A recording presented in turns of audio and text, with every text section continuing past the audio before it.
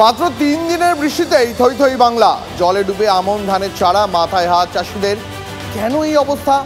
নদী খাল বুঝে কেন বেহাল নিকাশি? বেশি দিন আগে নয়, জুলাইয়ের শেষ সপ্তাহের কথা। আমন ধানের চাষ নিয়ে মহা দুশ্চিন্তায় পড়েছিলেন দক্ষিণবঙ্গের চাষিরা। বীজতলা বাঁচানোই দুষ্কর হয়ে পড়েছিল। ভরা বর্ষাকালেও খুঁড়িয়ে খুঁড়িয়ে চলছিল রোপণের কাজ। 3 দিনের বৃষ্টিতেই পুরোপুরি ভোল বদল। আমন চাষে সুরাহা হয়েছে, রোপণে গতিও এসেছে, খুশি চাষিরা। কিন্তু বহু জায়গাতেই জমিতে বসানো আমন ধানের চারা নিয়ে নতুন করে দুশ্চিন্তায় পড়েছেন চাষিরা। কারণ খাল উপচে জল ঢুকেছে জমিতে। জলে ডুবে চারা পচে গেলে কি হবে? চাষ কি হবে না এবছর? উৎপাদন কমলে চালের দাম বাড়তে বাধ্য। বেহাল নিকাশির দিকেই আঙুল ভুক্তভোগীদের। ফসল তো আপনারা দেখতে পাচ্ছেন, তো বিঘে বিঘে জমি চলে যাচ্ছে। এগুলো তো হওয়া ধান, আর কিছুদিন পরে ধানগুলো ফলতো, যার জন্য তো ধানগুলো এখন আর কি হবে, ধানগুলো কিছু পাবে আর কিছুই পাবে না। জল ছড়ার তো কোনো রাস্তাই দেখতে পাচ্ছি না বলে বীজ করতে আশ্বিন মাসে আর হবে না। তারকেশ্বরের মতো হরিপালেও এক ছবি। ডাকাতিয়া খালের সংস্কার হয়নি, অভিযোগ চাষিদের। সব রোয়া হয়ে গেছিল, তাতে সব ডুবে গেছে। আমাদের এখন কি করে চাষ হবে পুনরায়, সেটাই চিন্তা ভাবনা হচ্ছে। আপনার কি ডাকাতিয়া খাল নদী আর কি, হ্যাঁ, এটা দীর্ঘদিন না পরিষ্কার হওয়ার জন্য এই আমাদের অবস্থা। হ্যাঁ, ঠিক আছে, এগুলো নদী নালাগুলো যদি পরিষ্কার হয় তাহলে এই ক্ষতিটা আমাদের হবে না। জল নামতে দেরি হলে বিপদ আসন্ন। ঘুম উড়েছে গোঘাটের চাষিদেরও। এই যে বিস্তীর্ণ এলাকা প্লাবিত হওয়ার ফলে যে আমন ধান রোপণ করেছিল চাষিরা, সব আমন ধান নষ্ট হয়ে যাচ্ছে। পুনরায় রোপণ করার জন্য বীজ পর্যন্ত নেই, বীজও নষ্ট হয়ে গেছে। জরুরি প্রশ্ন তুলেছেন গোঘাটের বিজেপির এক নেত্রী। বিগত 14 বছর টাকা তুলছেন, আর বিগত 14 বছর ধরে উনি বলেছেন পশ্চিমবাংলার জব কার্ড এগিয়ে। তাহলে আজকে এই জব কার্ড যদি এগিয়ে, তাহলে আজকে নিকাশি ব্যবস্থার এই অবস্থা কেন? আপনি আমার পিছন দিকে ক্যামেরাটা একটু ঘোরালে দেখতে পাবেন আজকে চাষের জমিদের কি অবস্থা। সত্যি তো, 100 দিনের কাজে খাল বিল সংস্কার করার কথা। এতদিন কি কাজ হয়নি? মুখ্যমন্ত্রী জল ধরো জল ভরো প্রকল্পে পুকুর কাটার নির্দেশ দিয়েছিলেন। কাজের কাজ কি আদৌ হয়েছে? প্রশ্ন তুলছেন বিরোধীরা। আসলে এই ধরনের যে সংস্কার, সেই সংস্কারমূলক কাজের ক্ষেত্রে সরকার উদাসীন। পঞ্চায়েত সমিতি, লোকাল পঞ্চায়েত, তারা কি করছে?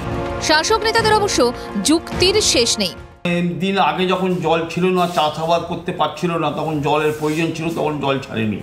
এখন অতিবৃষ্টি হচ্ছে, আমাদের রাজ্যকে না জানিয়ে হঠাৎ করে প্রচুর পরিমাণে জল ছেড়ে দিয়ে আজকে এই পানাতে যে জল আটকে আছে বলছে, এটাও তৈরি করে দেওয়া হলো।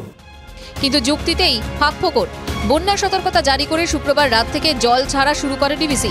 সেই জল সোমবারের আগে হুগলি পৌঁছানোরই কথা নয়। তাহলে না জেনেই কি ডিভিসির ঘাড়ে দোষ দিয়ে ফেললেন হরিপালের তৃণমূল নেতা? সেচ দপ্তর সারা বছর করে কি?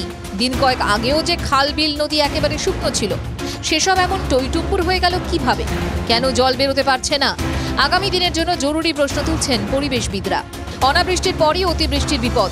অল্প সময়ে বেশি বৃষ্টির প্রবণতা বাড়ছে। 3 দিনে 18% ঘাটতি কমেছে দক্ষিণবঙ্গে।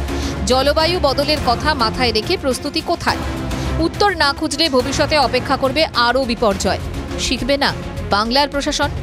সনত মাঝি ও তন্ময় বৈরাগীর রিপোর্ট, TV9 বাংলা। রেশন দুর্নীতি নিয়ে তোলপাড় গোটা রাজ্য। এর মধ্যেই আবার ফাঁসি দেওয়ার ব্লক তৃণমূল সভাপতির বাবার বিরুদ্ধে রেশনের জালিয়াতির অভিযোগ। ব্লক সভাপতির আক্তার আলীর বাবা আব্দুল হাকিম রেশন ডিলার। তাকে 2 কোটি 3 লক্ষ টাকা জরিমানা করল রাজ্যের খাদ্য দপ্তর। জাল রেশন কার্ডের মাধ্যমে রেশন বিলি দেখিয়ে বিপুল পরিমাণ খাদ্য সামগ্রী সরিয়ে ফেলার অভিযোগ এই তৃণমূল নেতার বাবার বিরুদ্ধে। যদিও অভিযুক্ত রেশন ডিলার আব্দুল হাকিম ক্যামেরার সামনে কথা বলতে চাননি।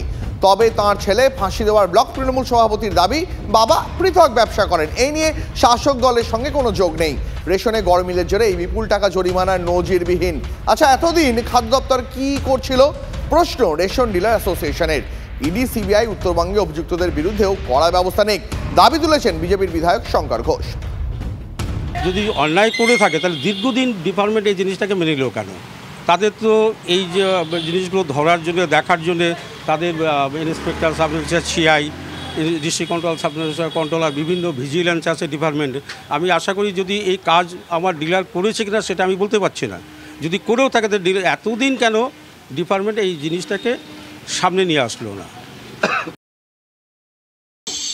আমাদের উত্তরবঙ্গে অসংখ্য এই ধরনের লোক রয়েছে যারা দুর্নীতি করেছে। আমার দুর্ভাগ্য বলে মনে হয় যে উত্তরবঙ্গের রেশন দুর্নীতিতে মূল যে মাথাদেরকে চিহ্নিত করে আমরা চিঠি লিখেছিলাম, আজ পর্যন্ত সেটা কার্যকর হয়নি। আমি চাই অবিলম্বে ইডি, সিবিআই উত্তরবঙ্গের যা যা দুর্নীতি, রেশন, বালি থেকে শুরু করে যা যা দুর্নীতি হয়েছে, অবিলম্বে এই কালপ্রিটদের বুক করা হোক। না হলে এই ধরনের দুর্নীতির যে জালপাড়া, শাখা প্রশাখা, সেটা আরও ছড়িয়ে যেতে পারে।